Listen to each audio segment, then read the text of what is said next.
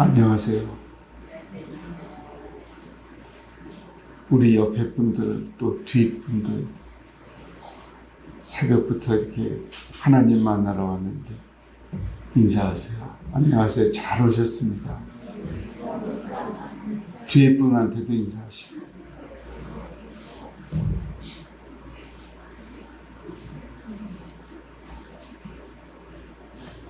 지금 우리가 살아가고 있는 이 땅은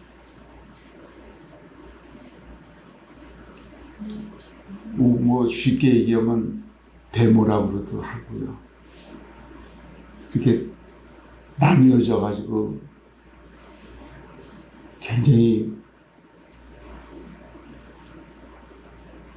참 이 민족에게 큰 상처지요. 대통령이 되는 사람도 아무 일도 안 하는 그런 처지에 있고, 모든 것이 이렇게 뭔가 질서와 체계가 이렇게 잡혀 있는 게 아니라 흐트러져 있는 상태에서 굉장히 어렵게 이 민족이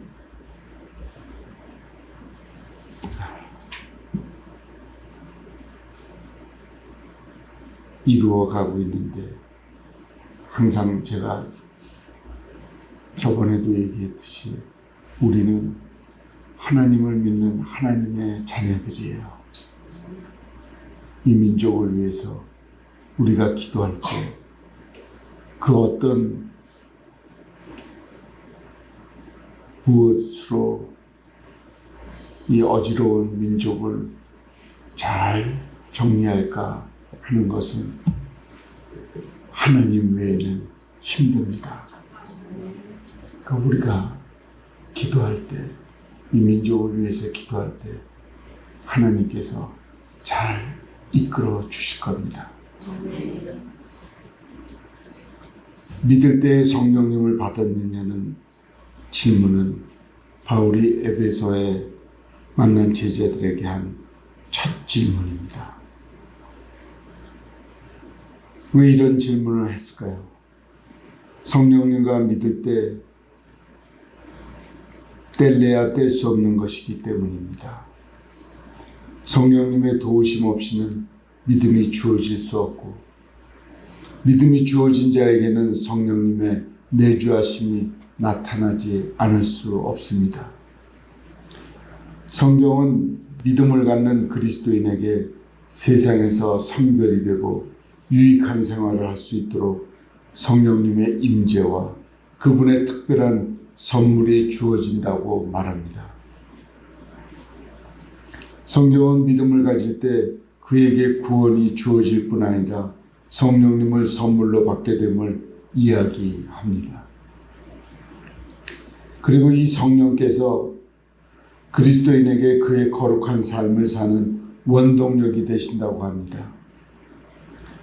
이처럼 성경은 우리에게 그리스도인의 삶에 있어 성령님의 임재는 매우 중요함을 끊임없이 전하고 있습니다. 우리도 이 새벽부터 나와서 하나님에게 그 메시지를, 진리의 메시지를 듣고자 하는 것은 성령님의 도움이 없으면 우리는 못 듣습니다. 우리가 새벽에 하나님의 말씀을 듣고자 나오는 것도 성령님께서 역사하시기에 우리가 나올 수 있게 되는 겁니다. 우리 능력으로 나오는 것 같지만 아니지요. 저도 그렇고 여러분도 그렇고 성령님의 도우심이 없다면 주님 전에 나올 수 없습니다. 인위적으로 나오는 사람이 있다면 그것은 하나님과는 별개입니다. 그것을 꼭 아셔야 됩니다. 성령님의 역사함이 있기에 하나님의 음성을 들을 수 있고 하나님이 우리에게 말하는 진리를 알아들을 수 있게 되는 겁니다. 그것을 아셔야 됩니다. 아멘 소리가 굉장히 적었더니요. 그래야 되는 거예요. 아멘. 주님은 사도들을 통해 이 질문을 모든 그리스도인에게 묻고 있습니다. 사랑하는 여러분, 성령님의 사역을 통해서 그리스도를 믿고 있습니까? 성령님을 통해서 주님을 믿고 있느냐고 묻고 있습니다. 아멘. 매번 오늘도 몇 번째 질문을 하지만 성령님의 도움이 있어서 주님을 만나야 그것이 진정한 그리스도인의 길을 걷게 되는 겁니다. 오순절 강림하신 성령님으로 충만함을 받았습니까? 믿음의 순간이 믿고 난 뒤에라도 오순절 성령님의 기름 부음을 받았느냐고 묻습니다. 성령님의 충만함과 기름 부음을 받는 일이 어떤 것인가를 여러분의 명료한 표현으로 설명할 수 없을지 모릅니다. 그러나 그 최고의 선물에는 반드시 뒤따라 열리는 열매들이 있다는 것을 자각합니까? 만약 이 질문에 확실하게 대답할 수 없는 분이 계시다면 이 시간 말씀을 통해 성령으로 충만한 인생으로 나아가기를 바랍니다. 믿음 안에서 주어지는 선물을 누리는 사랑하는 여러분이 되시기를 바랍니다. 바울이 에베소에서 만난 사람들은 바울의 질문을 듣고 이렇게 대답하였습니다. 2절입니다. 이르되 너희가 믿을 때에 성령을 받았느냐? 이르되 아니라 우리는 성령이 계심도 듣지 못하였느니라. 세례 요한은 분명히 성령님에 대해 예고하였습니다. 요한은 자신은 물로 세례를 베푸지만 그리스도는 성령님과 불로 세례를 베풀 것이라고 증거했습니다. 하지만 세례 요한이 살아있는 동안에 오순절에 일어난 것과 같은 성령 강림은 이루어지지 않았습니다. 오순절 강림은 세례 요한의 순교로부터 3년 이상을 지나서야 이루어졌습니다.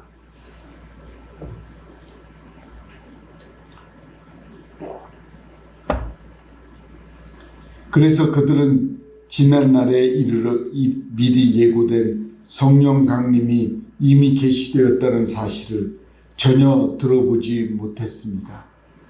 그러므로 바울 사도의 물음에 에베소에 있던 제자들은 성령을 모른다 대답할 수밖에 없습니다. 하지만 참으로 안타까운 것은 오늘날 그리스도인으로 살아가는 그리스도인들 가운데 많은 사람들이 이와 같은 대답을 하고 있다는 것입니다. 믿음을 갖고 있으나 성령에 대해 무지한 사람들이 있습니다. 예수님께서 부활 승천하신 후 오순절에 성령 강림의 역사가 일어났고 오늘날 하나님의 자녀로 살아가는 우리 모두에게는 성령의 임재의 소식이 전해졌습니다. 그러므로 오늘날 그리스도인으로 살아가는 그리스도인들은 결코 성령에 대해서 무지할 수 없고 성령님의 역사를 체험하지 못하고 살아서는 안 됩니다. 여러분, 예수님에 대한 믿음을 갖고 계신가요? 그렇다면 여러분은 성령님의 임재와 그분의 역사를 체험하며 살아갑니까? 사도행전을 두고 많은 사람들은 성령행전이라고 이야기하곤 합니다. 사도행전의 내용은 초대교회의 이야기를 기록하지만 그 모든 이야기는 성령의 역사함 속에서 진행되기 때문입니다.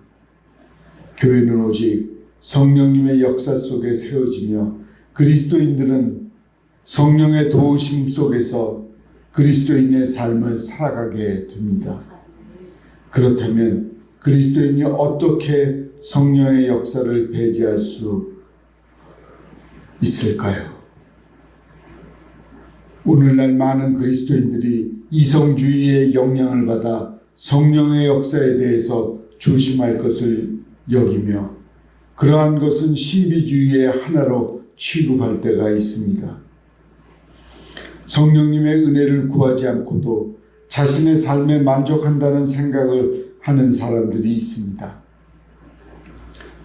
하지만 기억하시기 바랍니다. 성령님의 임재는 믿음을 가진 자에게 주어지는 하나님의 선물입니다. 믿음을 가진 자가 성령님과 상관없이 삶을 살아간다는 것은 결코 잊을 수 없습니다. 그리고 사랑하는 성도 여러분이 믿으시기를 바랍니다. 우리 시대에도 믿음을 가진 주님의 자녀들을 통해 성령의 역사가 일어납니다. 오순절 성령 강림의 역사가 오늘 우리에게도 동일하게 나타납니다. 그리고 성령을 통하여 주님의 몸된 교회가 세워지고 성령으로 충만한 자를 통하여 하나님의 뜻이 이루어집니다. 에베소 아데미의 여신으로 섬기는 도시였습니다. 에베소 사람들이 일상으로 걷는 주도로의 중앙에는 아데미 신전이 있었습니다. 많은 이들이 여신과 연합한 삶의 길을 걷고 있었습니다.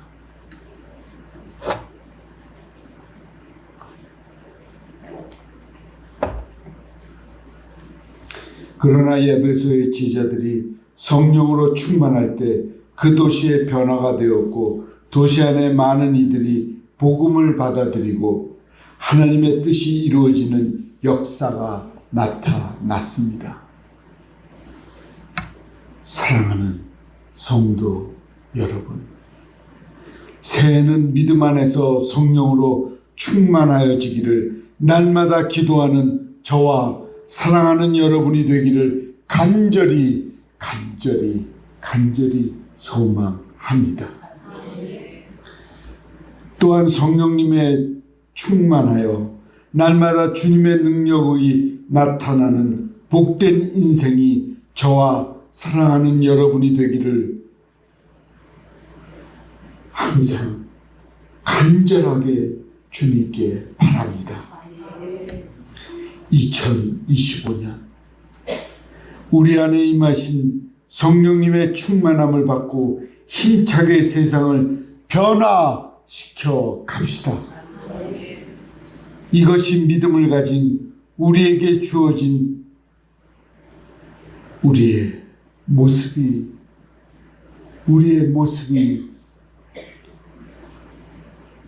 바로 됩니다.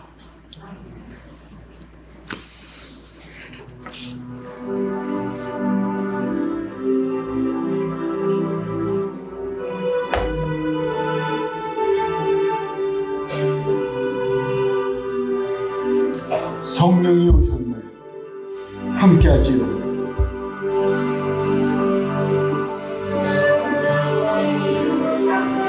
성령이 오셨네. 내 주에 보내신 성령이 오셨네. 우리 인생 가운데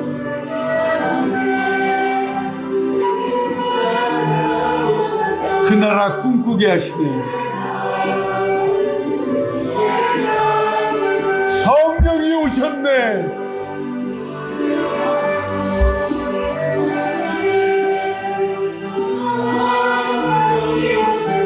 내 주에 보내신 성령이 오셨네. 성령이 오셨네.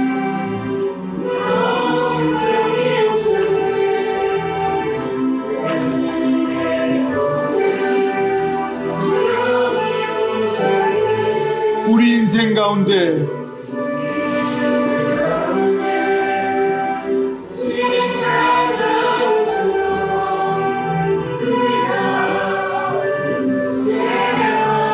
모두 일어나십시오. 성령이 오셨네. 성령이 오셨네. 내 주에 보내신 성령이 오셨네. 우리 인생 가운데 신이 찾아오셔서 그 나라 꿈꾸게 하시네. 성령이 오셨네.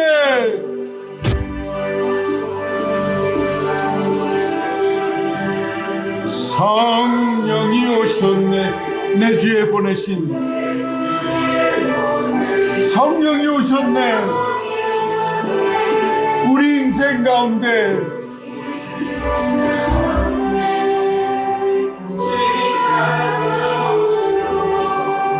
그 나라에 꿈꾸게 하시네. 성령이 오셨네.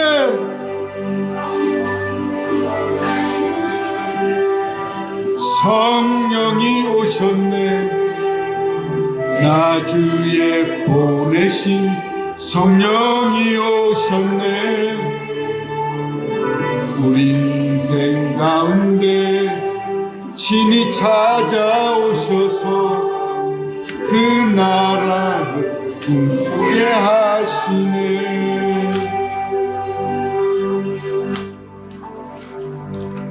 기도하겠습니다. 하나님, 이 민족을 위해 기도합니다.